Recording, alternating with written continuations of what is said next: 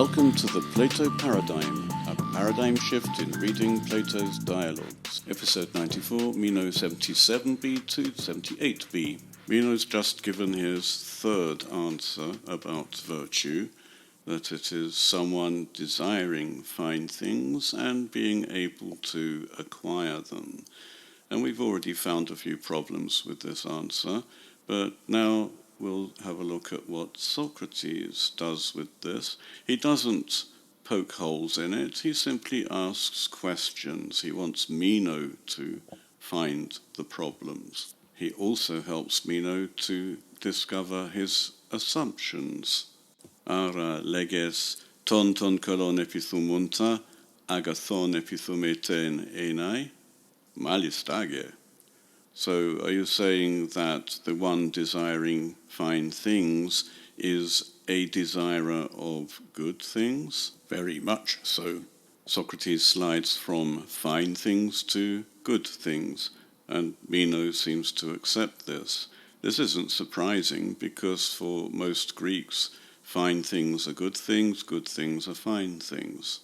It's only in Hippias Major where there is a clear distinction made between to kalon, the fine, and to agathon, the good. The dramatization of the characters and what they talk about indicates that the good is the fitting and the fine is the apparently fitting.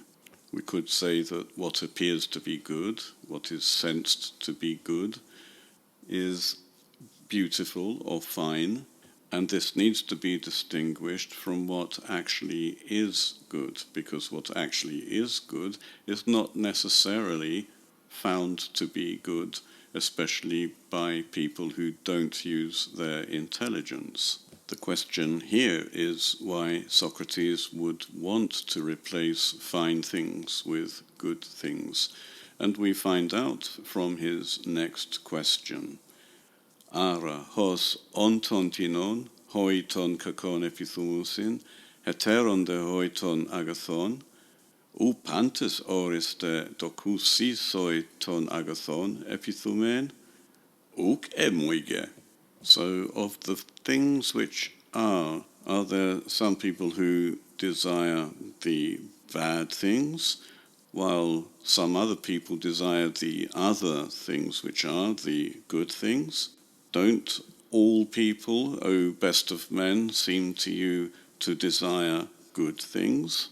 They don't seem to me, no.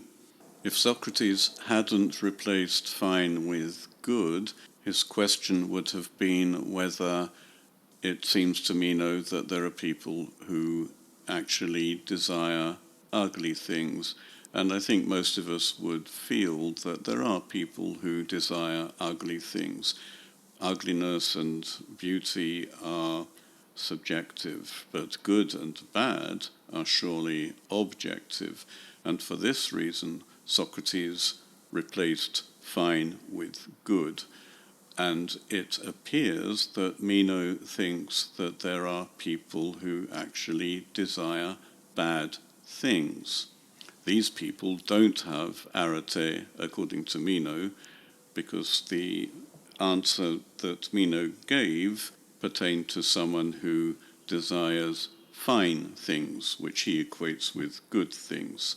So only someone with virtue would desire good things, therefore someone without virtue, or arete, would desire bad things. Notice in these arguments we are always dealing with the excluded middle. When there is not fine, there is ugly, which is actually not always the case. There are things which are neither fine nor ugly. And similarly, there are things which are neither good nor bad. They are indifferent. As if to emphasize the point that we are not dealing with the middle, Socrates asks, Ala tiniston kakon? Nai. But some desire bad things? Yes. Oiomenoi takakagathainei leges, ekai gignoskontes hotikakaestin, homos epithumusin auton, amphotera emoige dokusin. Thinking that the bad things are good, you mean? Or even knowing that they are bad things, nevertheless desire them? It seems to me both. When pushed to think about it, Meno decides that people who desire the bad do so either because they think it's bad and still want it, or they are mistaken. They think that the bad things are actually good. Eigar doketis soio menon gignoskon takakahoti kakaistin homos epithumen auton malista. So someone seems to you, Meno, knowing the bad things that they are bad, nevertheless seems to desire them, very much so. Ti epithumen leges, genestai auto? Genestai, tigar allo. What do you mean by to desire? Do you mean to become to him? In other words, to acquire? To become. For what else? Socrates is referring back to Meno's original claim that virtue is someone who desires fine things and is able to acquire them. At this point, Socrates is conflating desiring with acquiring, but he does ask Meno if this is what he means, and Meno confirms it. Meno's original claim could have been construed to mean to desire means to desire to acquire, and not simply, for example, to desire to look at, to admire, to enjoy. In Meno's original claim, desiring and acquiring were different precisely because people desire, but not all of them are able to acquire. Socrates' slide from fine to good is now completed by sliding from good to beneficial, with the corollary that the bad is necessarily harmful. Poteron hegumenos takakau ophelen ekenon hoan genetai, gignoskon takaka hoti blapte hoan pare, thinking that the bad things benefit the person to whom they become. In other words, does the person who desires bad things and acquires them do it because he thinks that the bad things will benefit him, having acquired them?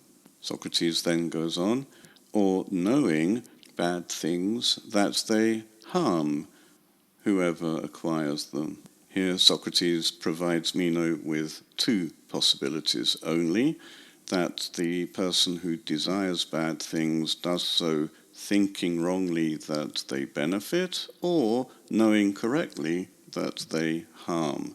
There is no other alternative, such as acquiring bad things without even thinking about whether they're good or bad. Meno replies, Esimen hoi hegumenoi takakau phelen, esidekai hoi gignoskontes hotiplapte. There are those who think that bad things benefit, but there are those also who know that they harm. Meno retains Socrates' formulation. The latter group know the bad things, they are familiar with the bad things, and know that they harm.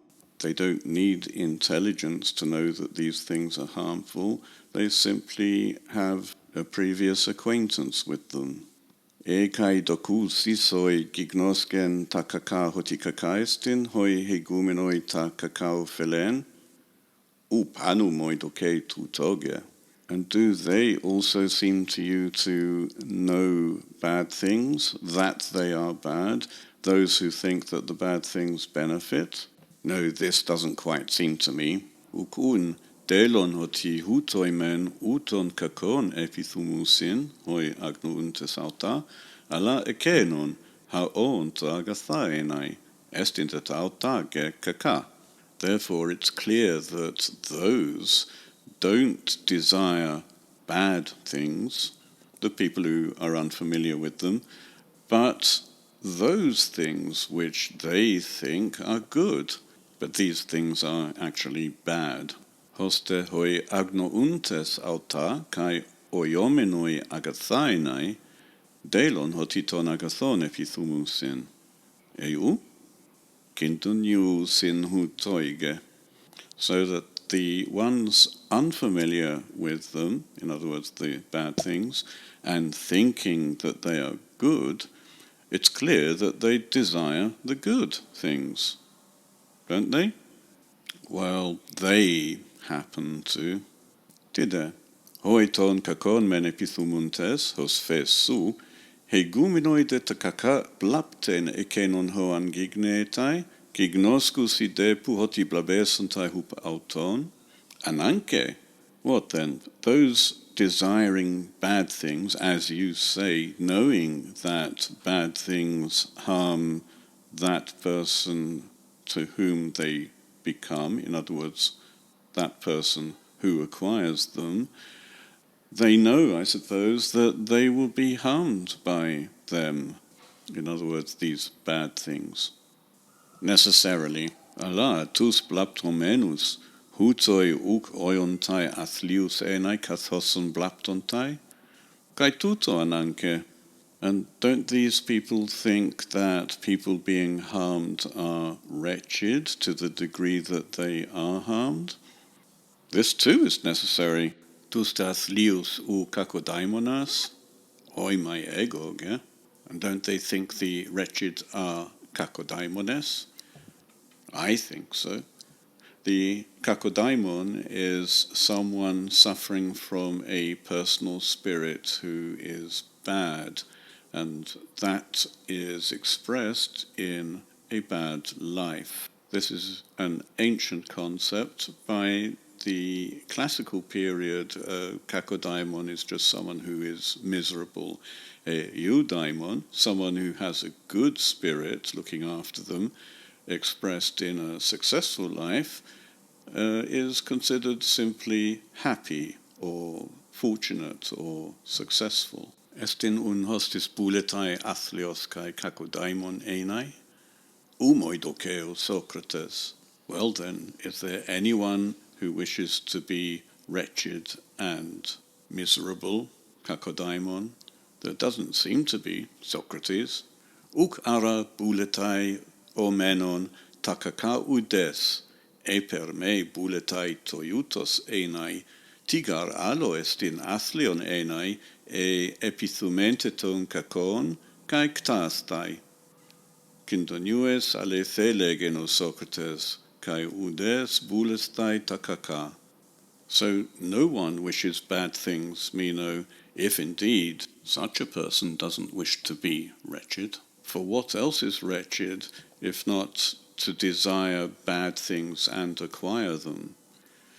You happen to tell the truth, Socrates, and no one seems to want bad things. We'll have to see next time how this conclusion affects Meno's third answer about virtue.